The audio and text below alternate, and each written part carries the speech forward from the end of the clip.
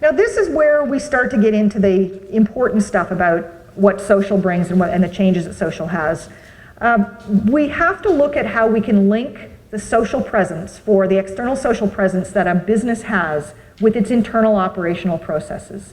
And this is really, really key, because if you do this wrong, your customers will not be happy and you will be making more work for them and more work for your internal employees.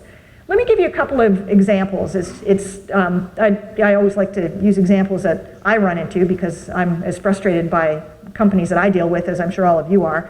I live in downtown Toronto and I don't have a car. So when I need a car, I get a zip car, which is one of these by the hour ones. For those of you who haven't used it, you just book it online for an hour or two. You go out with your zip car card. It's got an RFID chip in it. You hold it up to the car, the doors pop open, you get in and you drive off. It's great. There's a little credit card that they put in the car for buying gas. So if it's under a quarter of a tank, you're supposed to fill the gas up.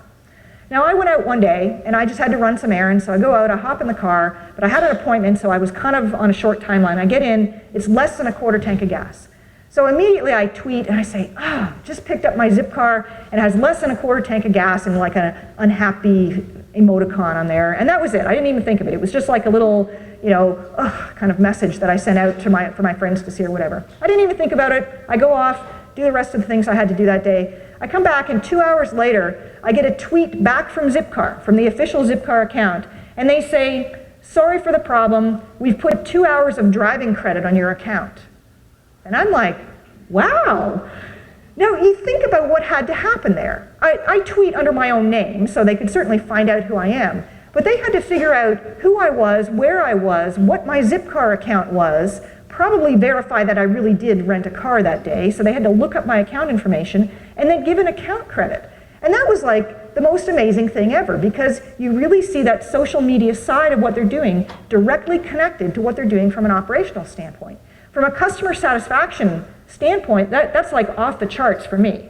Now, maybe they did it because I have a lot of Twitter followers and they don't know that I'm standing here in front of a bunch of other people talking about how fabulous their customer service is, but it's really that linkage between the social presence and the operational business that makes a big, big difference. So if you're going to do social and you really want to make a big deal with your operational processes, you've got to link the two of them together. Now I have a counterexample of one that didn't work out well. I was supposed to be at a concert tonight in Toronto, and obviously I'm not going to make it. So when I realized that, I tweeted that I had these tickets available for this concert tonight, and it's at Roy Thomson Hall, which is the big concert venue in Toronto. And I got a tweet back from the Roy Thomson Hall Twitter account, and they said, oh, call our box office. They'll be able to help you out with that. Like, I thought, well, maybe they could exchange them for a different night or something like that. So I call up the box office. I have to go to the web and look it up on the phone, look up their phone number, spend 10 minutes on hold, all this sort of thing. And I get the person on the phone and I explain this to them, and she's like, oh no, we don't do refunds or exchanges. And it's like, how come your person on Twitter said that you did? So there's this total disconnect between what their social media is doing and what their operational processes are. You don't want that, because I was a pretty unhappy customer, and then I tweeted about what an unhappy customer I was. So they kind of got, the double whammy with that one. It's like, I'm unhappy and I'm going to be really noisy about it. So that's definitely not what you want. So the thing is that when you start to have that social presence and you do link that to the operational processes, it really changes the customer relationship you have. It's taking your process, your core business processes, which is probably what most of you are really focused on, and it's pushing them out past the boundaries of your organization. You want to take the ends of those processes and extend them out to your customers or your partners or whoever it is that you're dealing with, so that they can interact directly with those processes. It's certainly, it's a little bit scary because it increases transparency. It's when something goes wrong, whoever you're dealing with on the outside is probably going to know it goes wrong, but they probably knew it went wrong anyway when it comes down to it, because they didn't hear information that they were supposed to.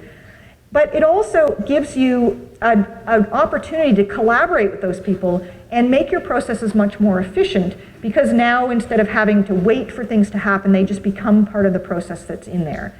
So that's, I think, one of the key things that's happening with social, is not just being social internally, but pushing that social presence out to people who are outside your organization, such as your customer base.